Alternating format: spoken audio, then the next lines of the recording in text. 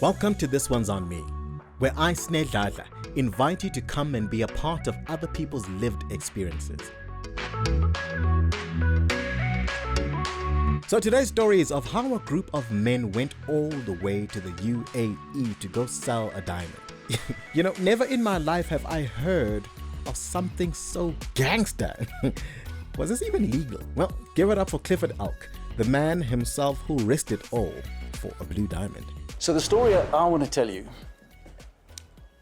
starts in the early 90s.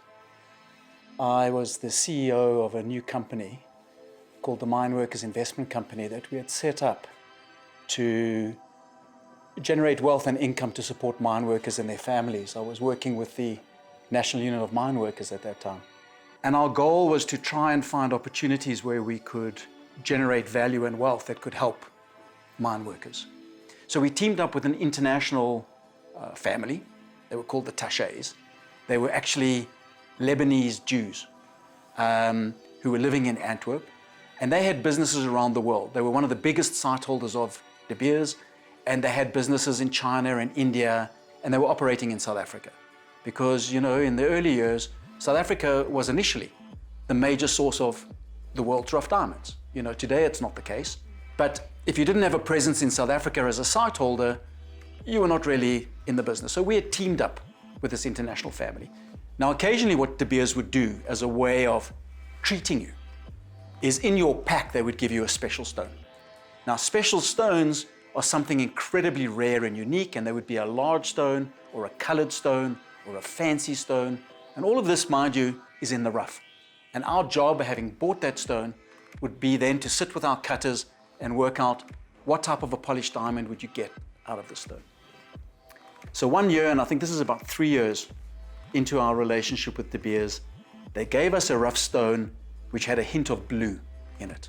And we took it into our factory, and what emerged out of this stone was a vivid blue diamond of 2.54 carats. So it was a reasonably big diamond. It was a fantastic quality, but it was vivid blue. Incredibly rare and very valuable. Now, the nature of the relationship we had with our partners was they typically sold the diamonds. They had the client base, they could distribute them, and they would simply tell us what price they got for the diamonds. And you can imagine that this was a relationship based on trust, and we were not that trusting because we always were suspicious as to what they were really being paid for the diamonds. You know, what they would tell us and what they would get paid. We often thought there might be a real gap between that. So the only way we could head them off is we would have to sell the stone ourselves. And we had this problem. It's like, what do we know about selling diamonds? And how do we sell an incredibly rare diamond? We certainly couldn't sell it in South Africa. So we had a small little partnership. I was representing the mine workers, and I had with me a partner. His name was Archie Lushlabo, and Archie was a trade unionist. He came out of Kimberley. He represented diamond miners. And Archie and I, more from a developmental and a trade union type of background, were partners with two other Jewish guys who I would have to say were hustlers. So the chief hustler of our partner says, listen, if we have to sell a diamond like this, we need to go where the money is. And the money is in the UAE. We have to take this diamond and we have to get to the UAE, and we have to find a way to have a conversation with the Arab sheikhs, because they are the type of people who would buy a diamond like this. It's a collectible. So the next thing I know, we booked on a flight, and the four of us are flying to Dubai. So we land in Dubai, and he's booked us into, I don't know if any of you are familiar with it, it's called the Burj Al Arab. And we arrive, and David says to me, listen, if we're going to deal with these guys, we have to act like we know money and like we come from money. Because if we're going to do this deal with these Arab sheikhs, we can't come from a disadvantage. So we arrive, we all meet downstairs, and he says, look, they've spoken to him, and they said, we need to wait. They'll tell us when they're ready to see us. So we're there the first night. No call comes. So we sit together and we say, we're going to have to stay another night. Day 2, they don't call us. Now I'm beginning to panic because I know how much this is costing us. I'm saying to David, we can't stay here. You know, he's saying, no, they'll call us. They'll call us. In the meanwhile, we're there for 4 days. On the 4th day, we get a phone call, and they say, you need to come see us at the palace. And it's 9 o'clock at night. We now have to drive through to Abu Dhabi. Abu Dhabi is 120 kilometers away from Dubai. So David organizes a car and a limo pulls in, and we've got to drive to the palace. We're driving through the desert, and we arrive at the palace. Now, there's no palace. I'm thinking we're going to a palace. And we arrive at a car park, and there's this huge wall, and that's it. That's all we can see.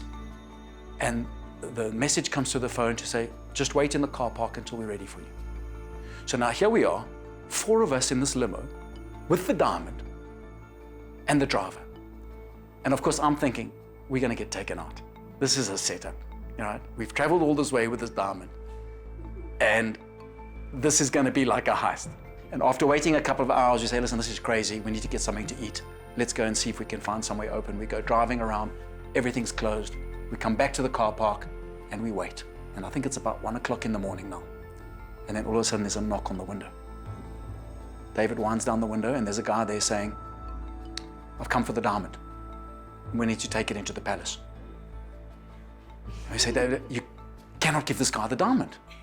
You can't just give him the diamond. Like, we're in the car park in the middle of nowhere. You can't just give him the...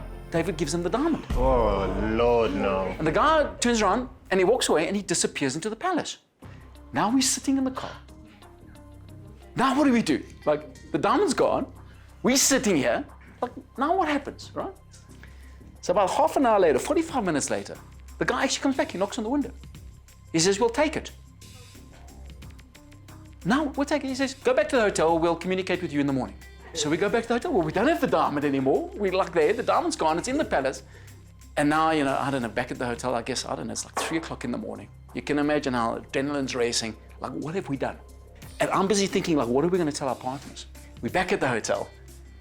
And the next day, like, and a misery arrives. I think that's the word. A messenger arrives from the palace. And he comes to close the sale. And they close the deal, and they transfer the money to us, right? We come back to South Africa, and we contact our partners, and we say, great news. We sold the vivid blue diamond. They said, well, how much did you get for it? And, I think we said, whatever, $250,000 a carat. They said, that's outrageous, that's crazy. We could have sold it for more, which is not true. Oh. But of course, it was the nature of the relationship that whichever party sold, that was the relationship. So the net upshot of this was, it was the beginning of a business relationship with the Arab sheikhs that I have to say started off incredibly well. But that's my story. Well, one thing I learned from this story is that I don't have balls of steel, maybe blue balls. Yes, well, at least there is a happy ending after all that anxiety all the way in Dubai. Have a shot. And thank you for joining us for another episode of This One's on Me. Until next time.